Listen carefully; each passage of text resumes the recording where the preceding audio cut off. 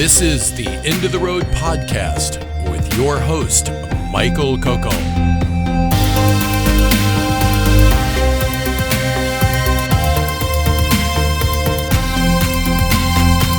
Exploring the horizons we never touch because we're already there.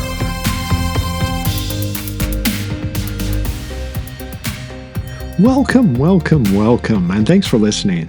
Tonight we're off to Brighton in the United Kingdom to speak with Oli Genn-Bash, the Fungi Consultant. This is a wonderful and freewheeling conversation that I'm especially thankful for on this Thanksgiving weekend. We cover a lot of territories, from animism to all these wonderful psychedelic jazz doom band called Codex Serafini. And you might find, like I do at the end of this conversation, that all these disparate ends and tendrils kind of are joined together in a vast mycelial network. And perhaps the first clue of this would be if you go down the rabbit hole and investigate where the band Codex Serafini got its name from, you'll find that it came from a codex of the last century from an Italian author.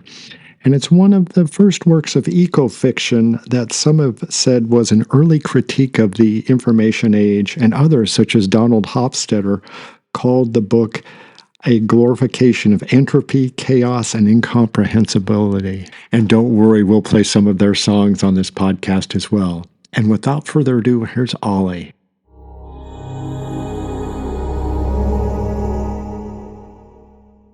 Before we take our deep dive into animism, do you recommend any mushroom stacks or nootropics or adaptogens that we should get started with to facilitate our journey? Genuinely one of my favorite questions. It's really on the tip of my tongue at the moment. I've got my lion's mane and cacao at the moment, and this morning I had some cordyceps, which I really enjoy. I've also been recently taking ginkgo biloba. In terms of stacks, there's more leeway in places like the US where you can stack with the psilocybin, with the lion's mane, which I think has a really nice synergistic effect in very low doses. What I've been finding is that cordyceps in combination with cacao is really good because cacao is a vasodilator. It's also related to your heart, and cordyceps seems to have some alignment with the heart chakra as well. But the vasodilation that cacao brings is actually helping, I think, the benefits of cordyceps in that cordyceps is increasing the amount of oxygenated blood getting to your muscles. So then if you're opening up those blood vessels, that's going to create clearer pathways for things like exercise, getting that necessary stuff, the molecules that get stimulated from ingesting cordycepin that help with energy and fatigue. I think that just kind of makes it more accessible to your body. Yeah. And so what happens when you stack those with psilocybin then? So interestingly, there's a lot spoken about with neuroplasticity and lion's mane and psilocybin having this effect in the brain where, in theory, you're helping with the growth of new brain cells. But from speaking to some herbalists, it seems that there's a lot happening in the gut, creating an indirect effect, possibly something to do with the way in which we convert the building blocks of serotonin to serotonin or dopamine, the effect that has on the vagus nerve, how that calms us down and might have an indirect effect on mood, cognition as well. Yeah, no, that makes sense. What about, because you see them combined with coffee so much in the States, and what sort of synergistic effects or not do those have with coffee, for example? Yes, the or not is a really interesting point. I've been speaking to a few companies that suggest you have to get the balance quite right because there's something about coffee or caffeine that can potentially hinder the effects of lion's mane. I think coffee potentially might. I mean, the jury's still out because these products are still quite new. But I think certainly something like cordyceps would pair well with coffee. I've seen more blends like that coming out, and coffee is, I would say, one of the most effective plants out there for providing us with energy. It's no surprise that there's been wars and people traveling long distances to get it, because it really does work, and there's not really anything like caffeine out there. I think you could as well balance it out with other types of mushrooms. It's not necessarily done so much, but you could in theory have a blend of different mushrooms, which if you find that maybe coffee gives you some jitters but you still want the benefits of caffeine, you might be able to pair it with something like reishi that just calms the system down a little bit. Yeah, I mean, there are just so many different things to play with in a way. But Yeah. how do you if we want to start talking about animism, how do you relate to using these different sorts of mushrooms in your practice or in your morning? And I guess what I was thinking about, is there something more? I guess what I'm resisting is sort of the standard thing that we're going to be taking them like some sort of medicine, like I'm going to take it to achieve this, some sort of functional thing where perhaps with mushrooms or any food, there's sort of different relationships to explore with them that might even bring out some different benefits than what we're really, just a gross materialistic thing that, I'm going to get a use of this and I'm going to use it for my purposes, as opposed to some sort of ongoing relationship that can foster something perhaps deeper. You're absolutely right. For me, a lot, when it comes to the education surrounding mushrooms, I really like to tell the different stories, and a lot of those stories come from places like Southeast Asia. So lion's mane for me is the best example. There's something almost, maybe not even almost, there seems to be personhood given to it. So there's a sect of monks in Japan that live in the mountains called the Yamabushi monks, and lion's mane in Japanese is actually called Yamabushitake. So it's named after the monks because they revere it so much. These monks even wear little pom-poms that they dangle from their clothes to represent the lion's mane. They call the lion's mane the mountain priest. So that's more than just something that you take and it aids you in something. Okay, it was recommended traditionally for aiding with meditation, but then what does that really mean? If they're revering it in a way, they're engaging in a relationship with it. Similarly, we see in traditional Chinese medicine, reishi being called the mushroom of immortality. That's giving it a really high status, and reishi was really highly prized. You see it quite a lot in classical Chinese art. So these mushrooms are considered superior herbs in traditional Chinese medicine, and I think that way of relating to them as something which to us might sound fanciful. You're calling it a priest. You're calling it the mushroom of immortality. That kind of sounds magical, fairy tale like. But actually, these are signifiers of how to relate to it. The real importance of these mushrooms can come through. I think similarly with the psychedelic mushrooms, there is that sense of agency, of personhood. And let's not forget, these things are closer to us than they are to plants. So it would make sense that we attribute a bit more agency, a bit more spirit to them. And there is that danger now that they're being put into capsules and into formulations. And what does that do in terms of how our bodies are responding to it? Yeah. Does it sever the mycelial network, so to speak, when you put them into a capsule? And that's what I think is the kind of the interesting part with the fact that they do have a network that, and I think that in some ways our network among different humans is a little bit more not as evident, perhaps, or at least, maybe the internet's changing all that, eventually we'll see that we are sort of all interconnected, like a mycelial network. But just for me, that you wonder about the magic in them, or how to relate for them, is the fact that they are sort of more whole, perhaps, than we are in some ways. I don't know. It's. I often talk about a great teacher, Kalindi E, who was a proponent of very high dose mushroom experiences, 20 plus dried grams.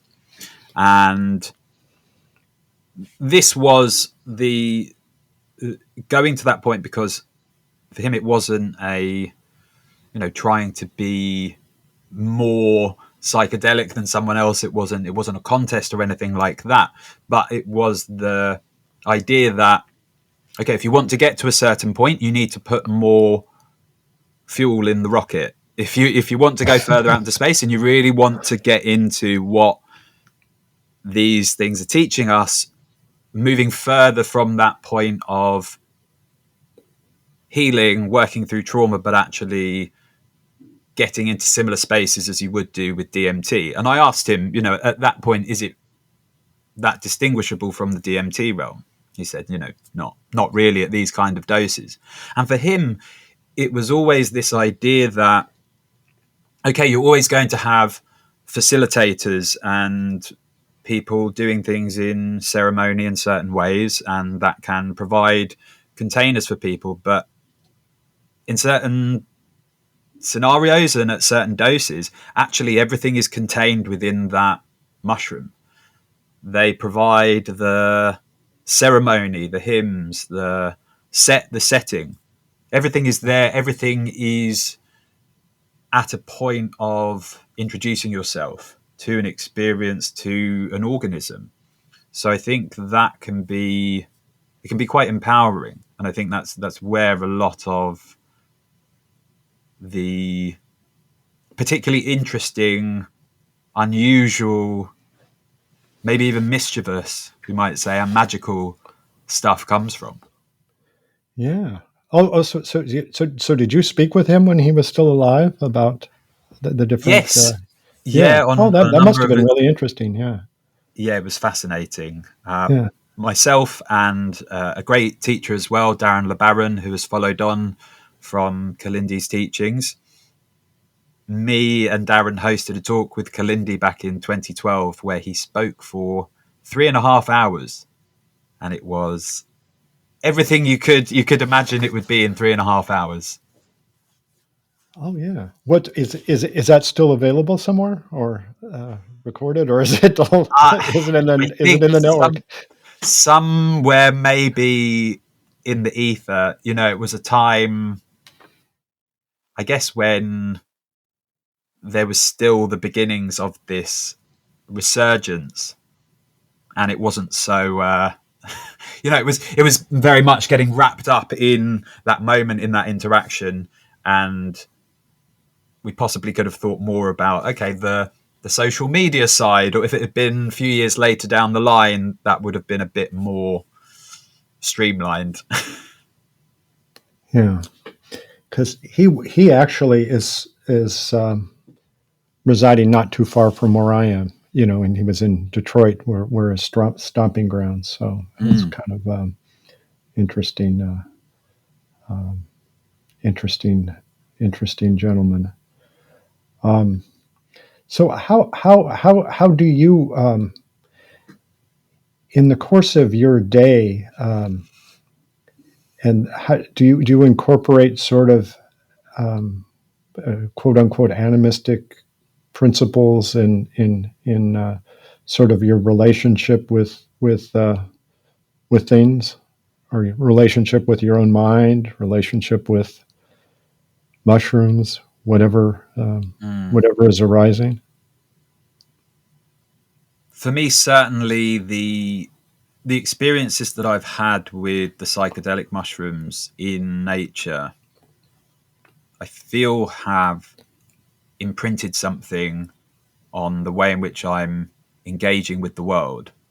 So every time I go, I live quite close to a small bit of woodland, and at the moment it's quite cold, it's quite muddy, it's been raining,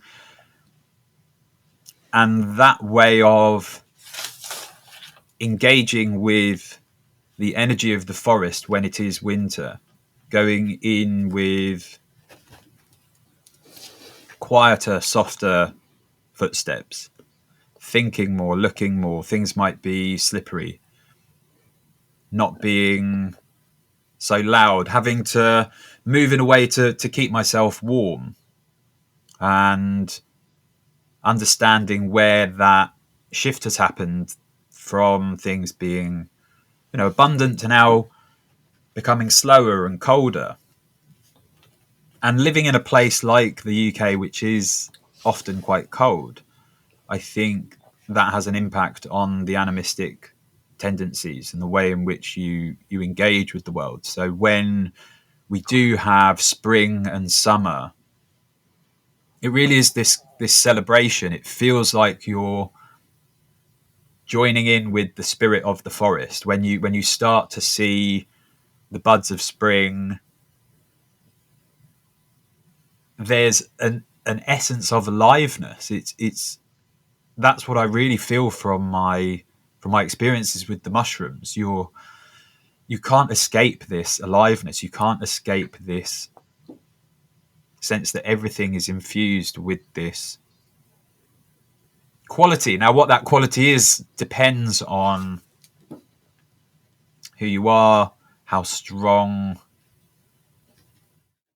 things like community narratives are. In a place like the UK, those are quite weak. So you have to sort of construct them yourself, or delve into some of the pagan wisdom and iconography.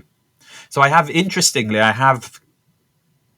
weirdly strong digital communication when it comes to this side of things. I have one friend in particular, William Rowlandson, who's teacher of mysticism among many other things, and is a absolute font of knowledge for the wisdom of these isles in Britain. And he will always, without fail, at every pagan festival, send me a big WhatsApp really detailing everything about the significance of this time of the year, the celestial motions, what's happening with the sun, what's happening with the harvest, what's happening with the animals, what's happening with the plants, the fungi, and remaining in that community, even if it's not directly, even if it is across the digital airwaves. For me, it's something about this country that I can really connect to, because I find a lot of things about the UK quite difficult, having things like a royal family and what seems to be an increasingly right-wing government, and a lot of issues with racism and poverty, but there is a real richness here, real aliveness of spirit, of this being a place where elves and pixies and wizards are from, and that when I really stop and listen to the forest, it does feel magical, even if there's everything going on around it that's trying to take away from that spirit. Yeah. I'm wondering. So the a lot of the spiritual connections you were referencing were more or less external to you. You were talking about the forest or your country or people.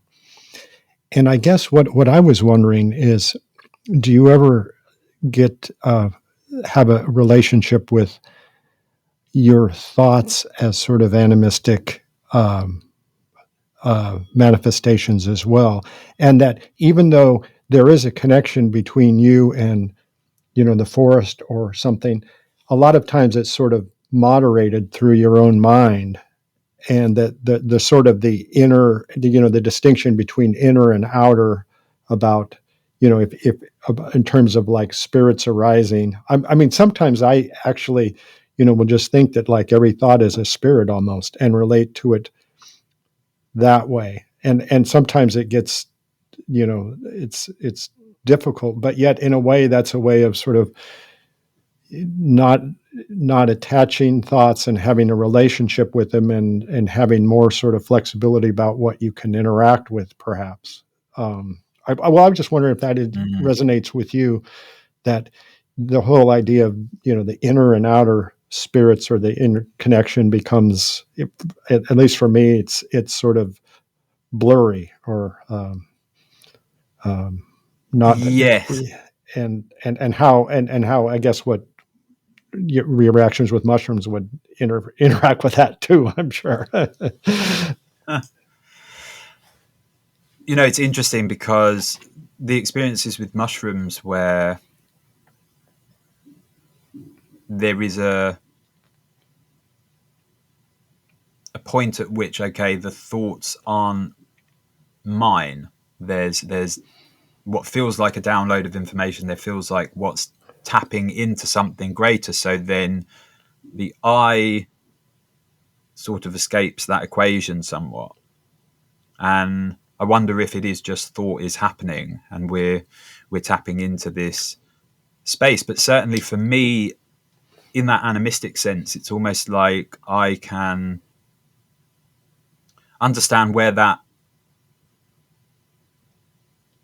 dissolution of ego happens, whether it's temporary or not. I think it is just this temporary moment where we can then, I often find myself energetically trying to connect with, I don't know, there might be the same kind of bird that comes back and visits the garden every day. And that's an external thing, but actually in terms of how I am energetically resonating in that moment is through the experiences of mushrooms. It's like, okay, this is just a different manifestation of what could be a sort of neutral monistic essence coming through, like a pantheistic or something similar to animism, this essence which is coming through, and okay, it's appearing as bird and I'm there as human, but actually in that moment when you can drop that individualized energy, I guess, then there's some sense of resonating. Yeah. Oh, what you said about dropping your individual energy made a lot of sense, and because it's almost, and I don't know if this is kind of your experience, but like the fundamental archetype of Buddhism is Buddha in his moment of awakening. He's confronting or interacting with the demon, who's more or less trying to distract him through the mind with images, in a lot of different things, and how he relates to that, or is, he goes down to the ground. He points and connects with the earth, as opposed to like this mind energy, perhaps, that sort of is more frantic. And it's almost like sometimes I get the feeling like the mind and our thoughts are almost just like a flame that kind of burns and flickers and goes in and out, but doesn't, sort of more ephemeral to something that's deeper and quieter and stiller than that. But yet so much of our reality is coming through this active mind, that that's kind of those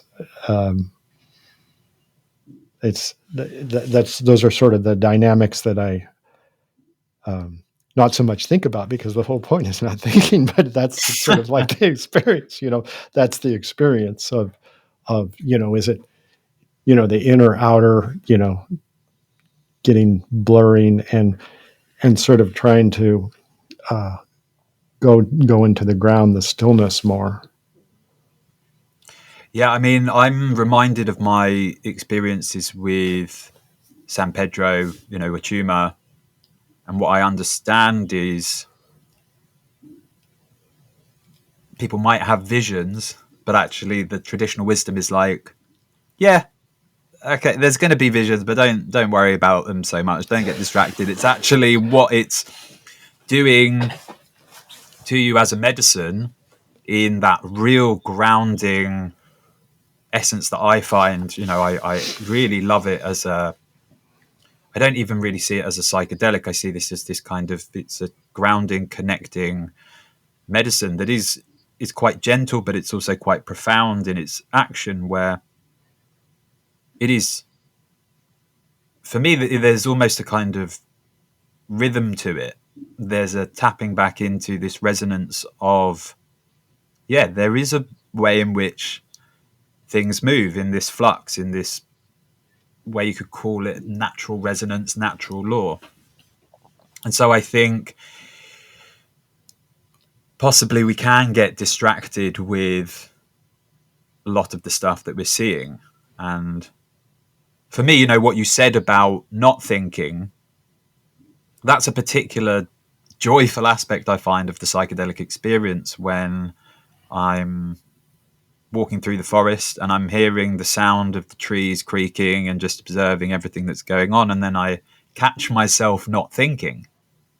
And then it's broken. I go, damn, I was in the moment. I was in between the thoughts. Or as Miles Davis said, it's the notes in between the notes, which is where the meaning comes. Because, okay, it's that stillness. It's that part that recognizes, okay, there's stuff before, there's stuff after, but actually now in this presence, there just is. And then from there we create. I know you play the saxophone, so we're going to have to come back to Miles Davis in just a second. But can I talk about one more thing before we take the musical break? Yeah, no, for sure. So we've been talking about the thoughts coming, the thoughts we creating the thoughts. But what about if it's coming from another direction, like theurgy, where we're just empty vessels of other things coming in, perhaps. Is that an experience that resonates with you as on any different level? Yes, yeah. There's an experience I talk about quite a lot, which is quite probably the strongest mushroom experience I've ever had, where it was, I think, just over the sort of 4 dried gram range of Liberty Cap mushrooms, the Semilanceata, which, if anyone knows about them, they are quite potent, but they can be quite cheeky and mischievous. And I, for some reason, exclusively on these strain of mushrooms, have extraterrestrial experiences. I don't have them on any other types of psychedelics, any other types of mushrooms, but with Semilanceata. And on this dose, I had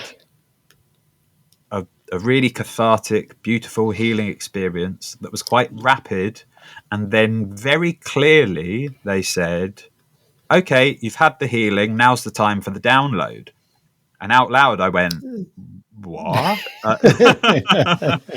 And it really was that. It really felt like, okay, this stuff is not about me. This stuff is not related to my life or anything that I've gone through. It is, and I was being shown, I guess, through closed eye visuals, quite clear scenes of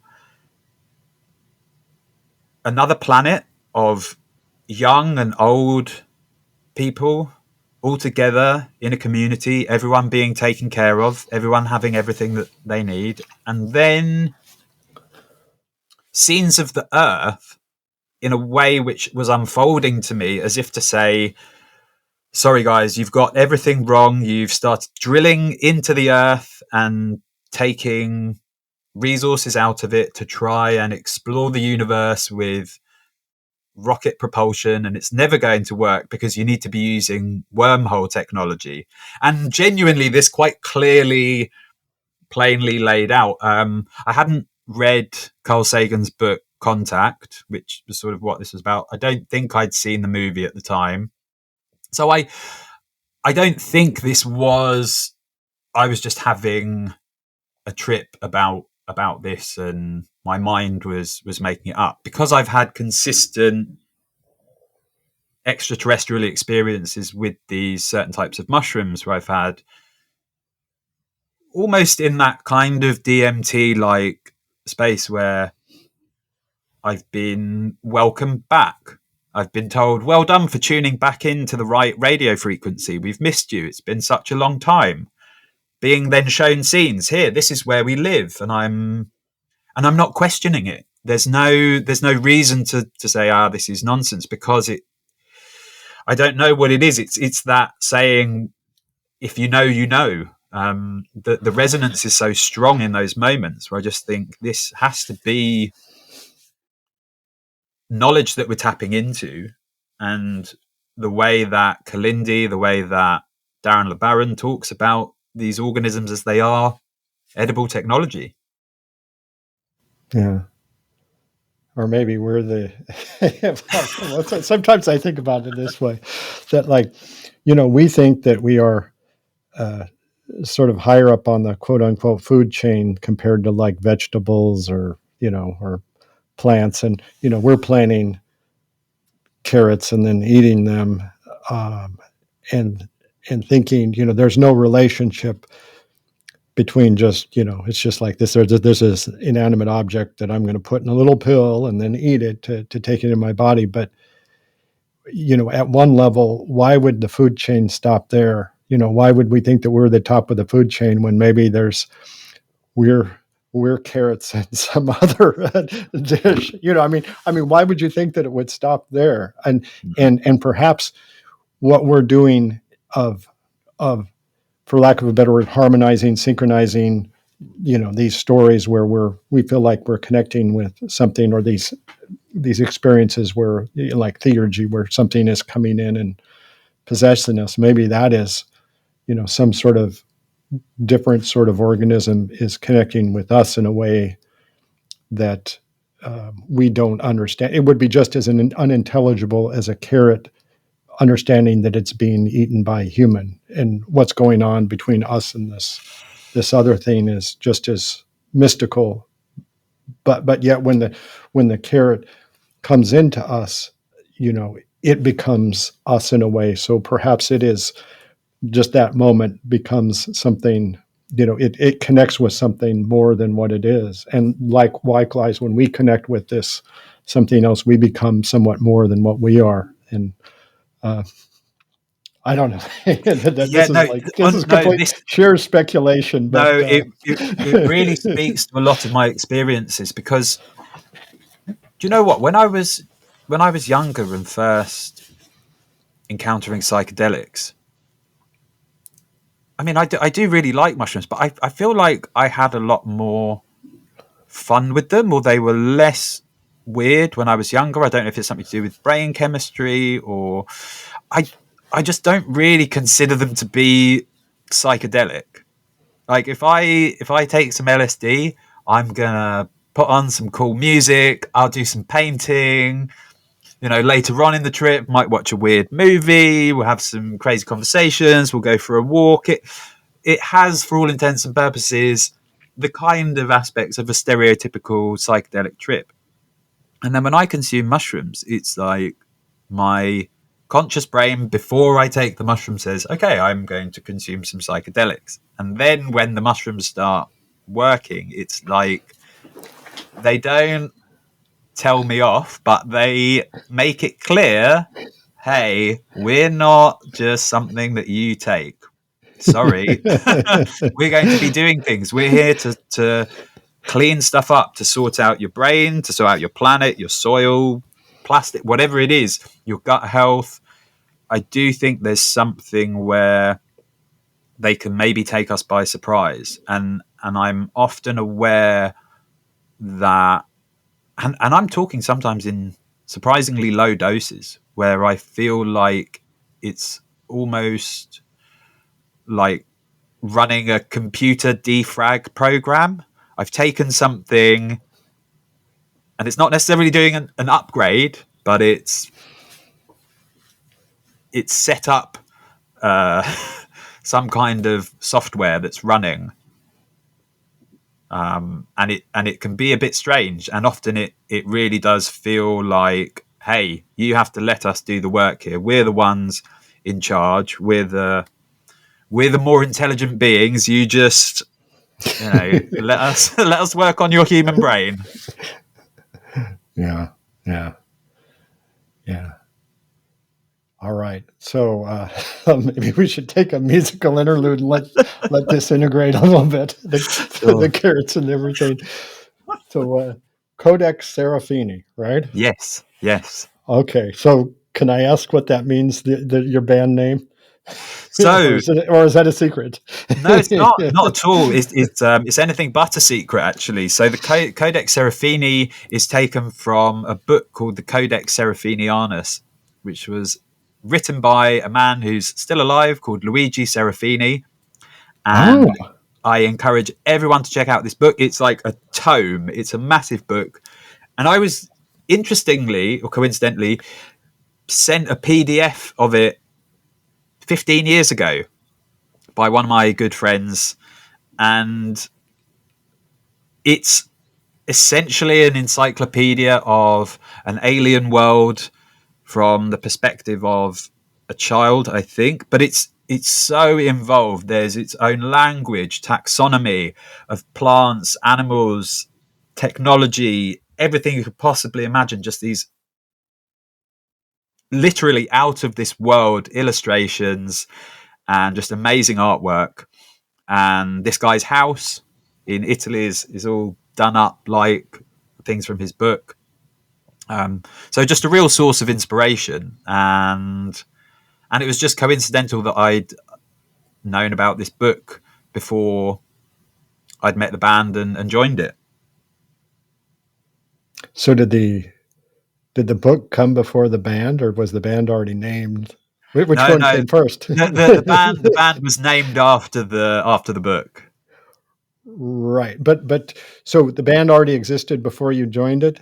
The band already existed before I joined it, so it was a coincidence. There was a band called Codex Serafini, and I was like, and they came to play in the town that I was living in, and I went, "Who's this band called Codex?" I know what and I went up to them. I was like, "Hey, I know what the Codex Serafini is." And then we got chatting, and we just coincidentally we were into quite specifically a lot of the same music, and really resonate with each other personality wise. A lot of good energy, and it's within the realms of it having the energy of otherworldly music in line with the Codex Serafini. Yeah. All right. So should we take a visit to the other world right now and Sure. listen to one of the tracks? Which one do you want to start off with? Which ones did I send you? I'm trying to remember now. I think there was Pity Them for Giving Life and Keep the Mask That Fits. But we could do others. Those are just what you said. Pitying Them for Giving Life is one of the they're two of the singles. So we could play Keep the Mask That Fits is the most recent single. So we could play that one. Yeah, let's do that. And I would say that what's the deal with the masks that everybody's wearing? Those are so cool. I don't know if I've seen a band with masks like that, or maybe I don't know. Yeah. I don't get out a lot, but maybe I haven't seen like the little. They're like little. Well, what are they? We call them masks, and that's to hide our identities on stage to reinforce the collective identity of Codex Serafini as a whole. Oh, so we never, in things like podcasts and the odd people will mention that we're in the band, but it's not in terms of marketing and public facing. We don't ever put our names on anything. We don't have our individual names on the record. We'll have symbols. When we played a festival recently, and they asked for our individual names because we had to sign individual contractor agreements, and we put all of our surnames as Serafini, so that when they put on the lineup who the band members were, it was this person Serafini, that person Serafini. Yeah. Different version of the Ramones. Yeah. All right. So here is the Mask Marauders. Keep the mask that fits from Codex Serafini.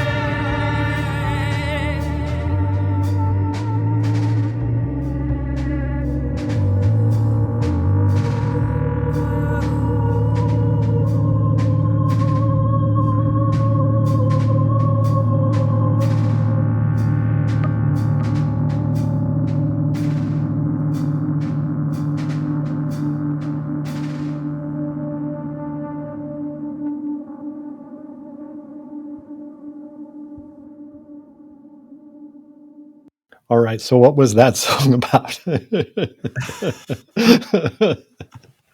that song is about identity, is about the related to the album as a whole, which is about the struggles that we face as individuals and as a collective. Often we're having to perform for people and fit into certain scenarios and fit into people's expectations of us, and ultimately it comes down to the one that fits for us.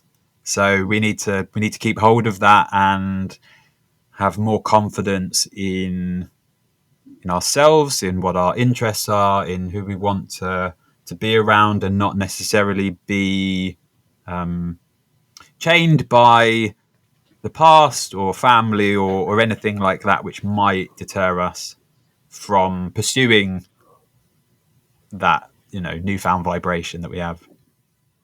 Yeah, and I should have mentioned that you were playing saxophone on that song, right? Yes, yes, And any other instruments or just sax? I mean, just that's enough, sax. but that's enough. Yeah. Yeah, just sax.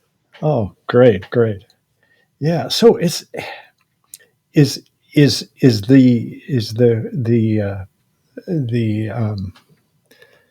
the land that, or the reality that is depicted in the band, is that related to sort of what we've been talking about a little bit in terms of animism or alien worlds, or if so, how would it, does it fit in? Is that part of the what you're exploring in the band? I guess that's another way of asking the question.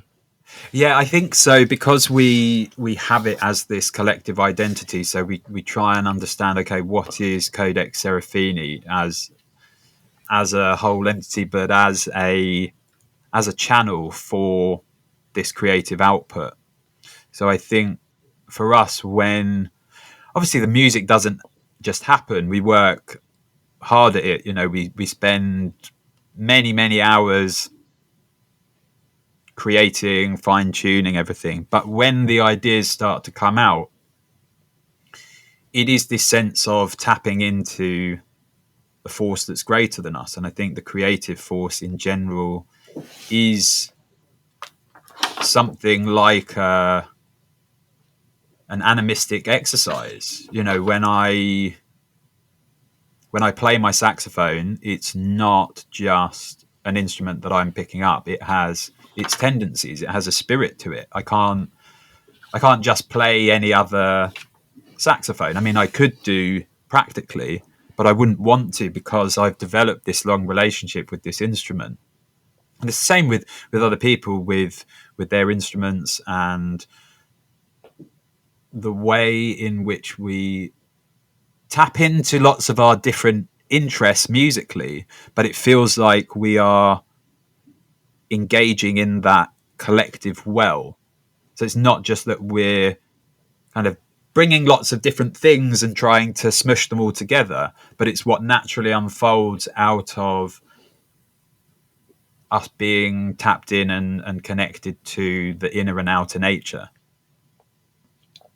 Yeah, yeah. And so it's interesting that you're musically a collective, and we've been talking a little bit about sort of mycelium networks or greater connections, and then de-emphasizing the individual, which is also very mushroom-like, perhaps. Yeah. Yeah, and it feels organic when people ask what our writing process is like. It is mycelial. We allow it to unfold, and we'll have. I think the longest track that we have on this album is maybe 9 minutes, but on our last album we had a track that was 15 minutes long, and that had come from something that was like a 45-minute jam, hour-long jam, where things were just unfolding, and it felt very unrestricted. this had a bit more focus in this album, but it still comes out of, okay, we spent, I think in total,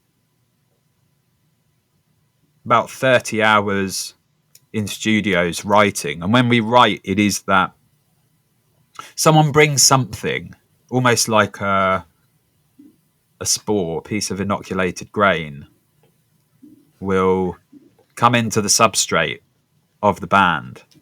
Something starts happening. It might be a riff, it might be a beat that someone brings, and then it starts to grow and it starts to build organically, and it finds where it needs to go without being directed from a top down. We never say, we want to make a song that sounds like this, and we want it to be, have, 3 minutes at the beginning that's doing this, 3 minutes in the middle that's doing that. We let it unfold, and then we go, okay, that was pretty cool. How could we make it more like a song? What could we do to shift it in a way that formulates what we just want out of it, for it to sound better, for it to be a bit more punchier, for it to have a bit more structure? But it comes from that point of after it has been allowed to unfold. Right. Do you have any practices or recommendations for different mushroom or combinations for this creative process or fostering the connection that we've been talking about? Yeah, I do think lion's mane with psilocybin is a really good combination for creativity, because I think it can help to potentially sharpen the intention with mushrooms and have a bit more say, a bit more directionality in that experience with the mushrooms if you're adding in the lion's mane. And I think what's happening with the gut and the brain, functional connectivity, certainly in terms of keeping time, responding to a note that someone else has just played, finding what harmonies work from both a musical harmonistic level, what sounds correct, and then also what sounds pleasing, what's aesthetically pleasing. So I think that's where there's the good balance of the psilocybin helping with that ego modulation. And that's what I find with music is, particularly being in a band where you're jamming, I need to have some ego because I'm holding a saxophone and I'm blowing into it and I'm moving my fingers. So there needs to be a concept of me in the picture in order to channel whatever's being channeled into the physicality of an instrument. But there needs to be enough ego reduction so that I'm able to sit in this place of flux and respond. Where, okay, there is music happening and I am there as a physical cog in the machine of the music happening, but ultimately we are creating something as a whole. And so I do think bands can ultimately break down. Often people talk about big egos in bands from a personality point of view. That guy's got a big ego, right? And then, when a band gets bigger and fame goes to people's heads and all of that. But I think if we think in terms of the ego as the concept of self, how beneficial that can be. And often there are these bands which will engage more in the aesthetic that we're engaging in, with masks, with robes, to take away that individual, to not be necessarily like a front person, although me and the singer do fill that role of being front people. But I also think that takes the pressure off as well. So with the addition of something like psilocybin, you're able to mediate that, keep the ego at bay, and fine tune it to where, okay, that flow can really start to happen. Yeah. And almost, and I don't know, like wearing robes and masks almost gives it almost like a ritualistic sense too. Like, you're doing some sort of ritual. And if you were, what would the ritual be with the band, do you think? Or We if you were in, or if you were, I'm sure you've thought of this. we do occasionally refer to it as ritualistic psych. For us, it's related to that sonic ritual where we are paying respect at the beginning to wherever it comes from, the essence of noise, of creating a sonic environment that starts to conjure something where it's taking people in the audience out of themselves, start to create that kind of boundlessness between yourself and the sound, really introduce the sound as this almost meditative like procession that is bringing people into that space. And then we change it up, we play with it, we have quite a lot of fun. So I think it's we try to bring about that ritualized sense of seriousness and connection and importance to the music, whilst also not getting too bogged down in that, and recognizing that the joy is an extremely important part of the whole experience, and having fun in that connection allows it to, I think, tap into something a bit deeper. Yeah. So, tell me about your work as the Fungi Consultant. I mean, how are people? How do you? What are your offerings? I guess I should say. So I have been offering personalized consultations where I'm leading people through what I like to say is an understanding of how mushrooms can benefit you in a whole lifestyle sense. So we'll look at, I'm really interested in people's current routines, what supplements they're taking, what their diet's like, what pre-existing medication they're on. And there I can start to offer protocols with different types of functional mushrooms, and always talk about it in a complementary sense. It's never offered in an alternative way. It's always just offering that to help bolster people's health journeys. And then as well, I have been working with brands to formulate different products and providing education for clinicians who are looking to utilize functional mushrooms in their healthcare plans, and also with people training in the microdosing space in the USA who want to incorporate functional mushrooms as an adjunct with things like microdose stacking. So for me, education is where I'm really interested at the moment. I'm in the process of developing some courses with a few different people. So,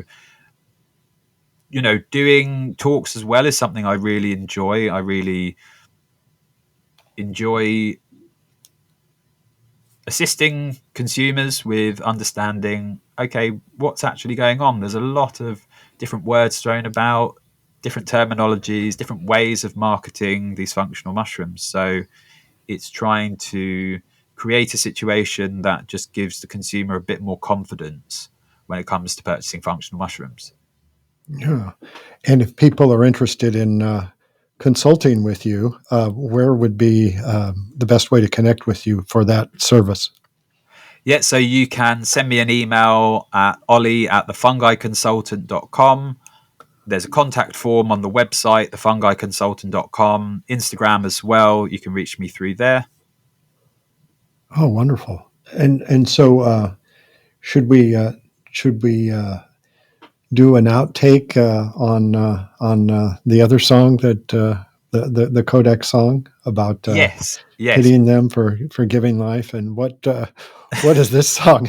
I'm almost afraid to ask what this song is about because I think I know, but So this is again, the song, that the album Mother, Give Your Children Sanity is about the struggles that we have with the mother archetype, with Mother Earth, with being born, with the pressure of providing, of having children, that relationship between the child and the mother, that tension, and I think trying to be a bit more compassionate with that pity. Yeah, yeah. And this is the song that I think sounds a little bit about, at least the vocals sound a little bit about Sushi and the Banshees esque, Yes. which I was a big fan of back in the day. But that's why Yeah. I heard this and it's like, wow, that sounds. I mean, it's a little bit more rockin'. I mean, don't get me wrong, Yeah. it's not. But yeah, no, I really like the vocals and your work on this song and. Thanks for everything, man. Awesome. You've got all the bases covered. Thank you. Mushrooms and consulting and musician. It must be very exciting times in the UK for you all. It is, yeah. It certainly is interesting being in this country with, there's a lot of creativity. There's a lot of stuff happening with psychedelics, and not an easy country to be in. But for me, that creativity, that spark that we still do have just about in the UK, it does really connect us all. All right, Ollie. Well, thanks. Here is. Why don't you introduce this last song, and we'll take it away on the outro.